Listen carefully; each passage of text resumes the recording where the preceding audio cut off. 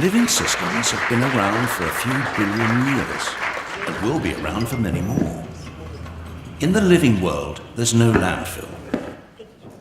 Instead, materials flow. One species' waste is another's food, energy is provided by the sun, things grow, then die, and nutrients return to the soil safely. And it works. Yet as humans, we've adopted a linear approach. We take, we make, and we dispose. A new phone comes out, so we ditch the old one. Our washing machine packs up, so we buy another. Each time we do this, we're eating into a finite supply of resources and often producing toxic waste. It simply can't work long term. So what can? If we accept that the living world's cyclical model works, can we change our way of thinking so that we too operate a circular economy? Let's start with the biological cycle. How can our waste build capital rather than reduce it? By rethinking and redesigning products and components, and the packaging they come in, we can create safe and compostable materials that help grow more stuff. As they say in the movies, no resources have been lost in the making of this material. So what about the washing machines, mobile phones, fridges? We know they don't biodegrade. Here, we're talking about another sort of rethink, a way to cycle valuable metals, polymers, and alloys so they maintain their quality and continue to be useful beyond the shelf life of individual products. What if the goods of today became the resources of tomorrow? It makes commercial sense. Instead of the throw away and replace culture we've become used to, we'd adopt a return and renew one, where products and components are designed to be disassembled and regenerated. One solution may be to rethink the way we view ownership. What if we never actually owned our technologies? We simply licensed them from the manufacturers. Now, let's put these two cycles together. Imagine if we could design products to come back to their makers, their technical materials being reused and their biological parts increasing agricultural value. And imagine that these products are made and transported using renewable energy. Here we have a model that builds prosperity long term. And the good news is, there are already companies out there who are beginning to adopt this way of working. But the circular economy isn't about one manufacturer changing one product. It's about all the interconnecting companies that form our infrastructure and economy coming together. It's about energy. It's about rethinking the operating system itself.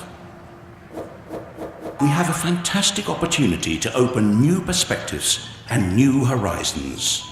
Instead of remaining trapped in the frustrations of the present, with creativity and innovation, we really can rethink and redesign our future. Bună dimineața, good morning everyone. Ca colega mea din Elveția o să dau și eu prezentație în engleză, fiindcă limba mea profesională de fapt este engleză. Good morning everyone. That was a quick presentation about what the circular economy is. So the internet is quite full of definitions of the circular economy. There's a number of research papers that have been published. Also videos on YouTube are quite full, so I won't go in too much detail about what the circular economy is. But essentially, the circular economy is the opposite of the linear economy, which is take, make, waste. And it's more of a model of take, make, take, make, take, make. And this is rather important because if we look at our global commons, we actually, our natural resources are depleting at an accelerated rate since the Industrial Revolution. So other than being a resource-efficient model, it's also a highly profitable model. According to our partners, Accenture Strategy Group, this sector actually has a $4.5 trillion potential by year 2030. So again, here we're looking at a triple bottom line where it's highly profitable, it's good for countries, it's good for businesses, it's good for our environment, and in the end, it's good for society. What we are doing at the World Economic Forum, what we are doing at the World Economic Forum currently, based on the work we've done with the Ellen MacArthur Foundation the past 3 years, is building a global community of multi-stakeholder circular economy stakeholders. Essentially, we're looking at bringing business, government, international organizations, civil society, and academia into a global space where, through the leadership of high-level individuals meeting in Davos, trickling down to regional levels in Europe, in North America, in various parts of Asia and Latin America. Just a quick slide here to show what we've done this year. We've already launched several hubs in again, Europe, China, Japan, Africa, and North America. We're looking to launch a few more hubs in Latin America, MENA, South Asia, and ASEAN next year. The idea behind this is, again, to accelerate the transition from the linear economy to the circular one in a timely fashion, as again, where our resources are running quite short. A bit of an overview on who's involved. We have high-level leadership from multinational companies. We have European and other international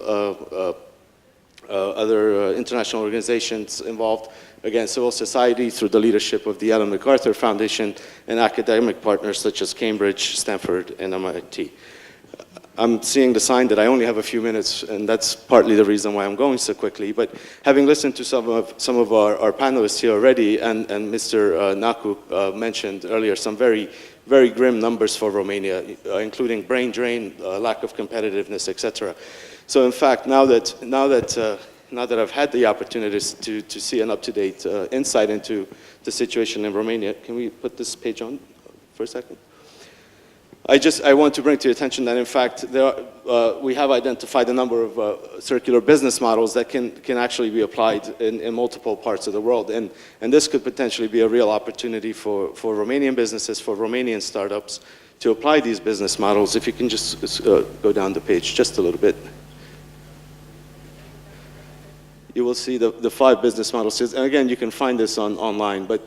But essentially, the business models relate to the sharing economy. They relate to reuse, recycle, upcycle, downcycle.